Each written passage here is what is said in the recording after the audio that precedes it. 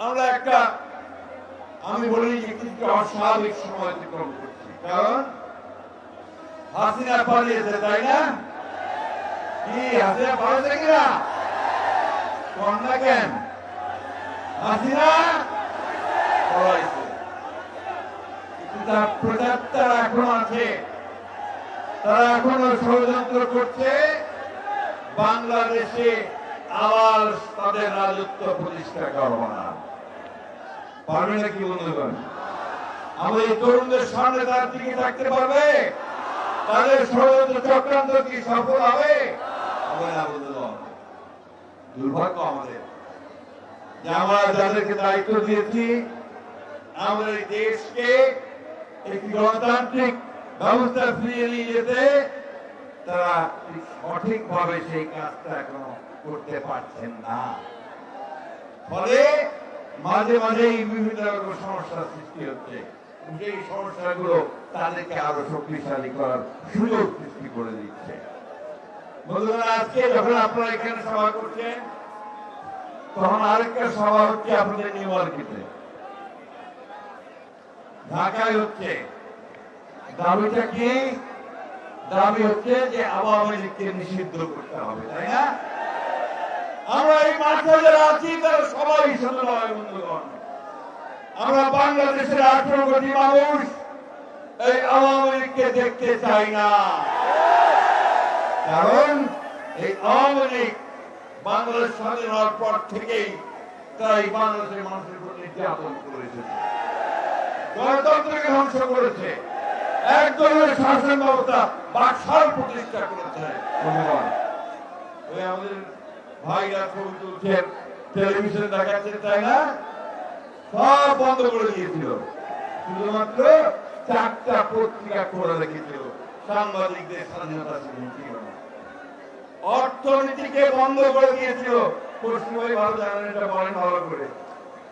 সেই অর্থনীতিকে সেই এসে খুলে দিয়েছিলেন।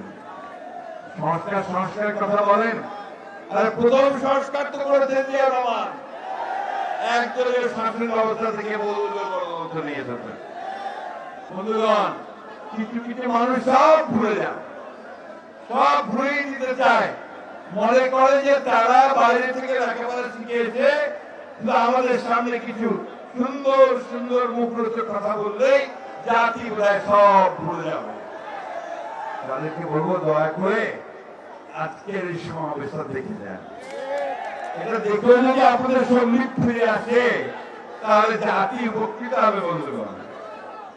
সোজা হিসাব করতে হয়, যেটা বলেছেন, বাংলাদেশের মানুষ গণতন্ত্র চায়, বাংলাদেশের মানুষ তার অধিকারকে প্রয়োগ করতে চায়।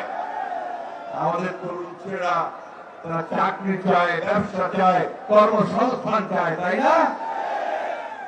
আমাদের মায়েরা তারা ছেলেদেরকে লেখাপড়া শেখাতে চায়, আমাদের স্বাস্থ্য ব্যবস্থা ফিরিয়ে আনতে চায়, বিশ্ববিদ্যালয় কলেজ ইউনিভার্সিটিগুলোকে চমৎকার বিদ্যাপীঠে পরিণত করতে চায়, আর দেশে একটা সত্যিকার অর্থেই শান্তিময় একটা রাজ্য প্রতিষ্ঠা করতে চায়। কৃষক ভাইরা তার ফসলের ন্যায্য মূল্য চায়, শ্রমিক ভাইরা তার মজুরি চায় ঠিক মতো।